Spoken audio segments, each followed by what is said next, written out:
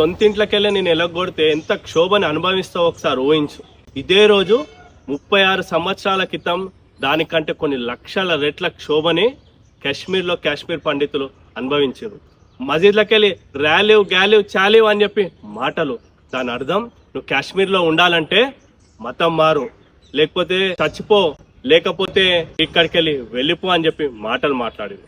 ఇంటి ముందు పోస్టర్లు వేసిండ్రు, కానీ దేశం పైన ఉన్న ప్రేమతోని కొంతమంది వెళ్లకుండా ఉంటే వాళ్ళ చుట్టుపక్కల ఉన్నోళ్ళే రోజు వాళ్ళ మొహాలు చూసి కలిసేటోళ్ళే వాళ్ళని ఇళ్ళని తగిలబెట్టి, వాళ్ళని చంపి, వాళ్ళ ఆడబిడ్డలని, వాళ్ళ భార్యలని వాళ్ళ ముందే మానభంగం చేసి చంపిండ్రు.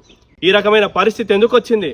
మైనారిటీగా మారడం వల్ల వాళ్ళనే వాళ్ళ రాష్ట్రంలో శరణాగతులుగా చేసే పరిస్థితి నెలకొన్నది. అదే పరిస్థితి రాకుండా ఉండాలంటే మనం ఏం చేయాలి?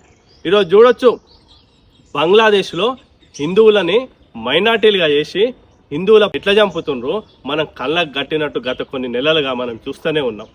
భారతదేశంలో కూడా వెస్ట్ బెంగాల్ లాంటి రాష్ట్రంలో ఓటు బ్యాంక్ రాజకీయాల కోసం వాళ్ళని తీసుకొచ్చి ఇక్కడ పెట్టుకొని వాళ్ళతోని హిందువుల పట్ల ఏ రకమైన క్రూరమైన కార్యక్రమాలు పనులు జరుగుతున్నాయో మనం చూడొచ్చు.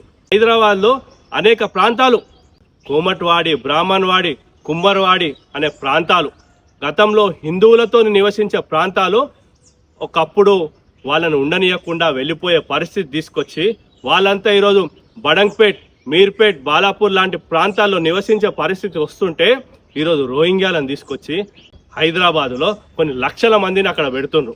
ఈరోజు బాలాపూర్లో టీఆర్ఎస్ గవర్నమెంట్ అయిన హోమ్ మినిస్టరే రిబ్బన్ కట్ చేసి షెల్టర్ హౌస్ ఏర్పాటు చేసింది. అట్లనే ఉంచుకుందామా? మనం మైనార్టీలుగా మారి కాశ్మీర్ లాంటి పరిస్థితులు తిరిగి మన మీదకి తెచ్చుకుందామా అని చెప్పి మనం ఒకసారి ఆలోచించాలి.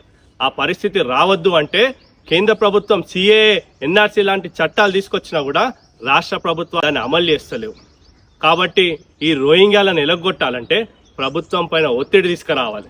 దీని భాగంలోనే భాగ్యనగర్ గణేష్ ఉత్సవ సమితి ఆధ్వర్యంలో ఈ నెల 24 తారీఖున మధ్యాహ్నం 2 గంటలకు బాలాపూర్లో జాగో భాగ్యనగర్ చలో బాలాపూర్ పేరు మీద కార్యక్రమం చేయడం జరుగుతుంది. కాబట్టి మీరు అందరూ తప్పకుండా ఈ కార్యక్రమంలో భాగస్వామ్యం అయ్యి రానున్న రోజుల్లో కొంచెం ఉన్న ముప్పు నుంచి మనల్ని కాపాడుకునే విధంగా ముందుకు పోదాం.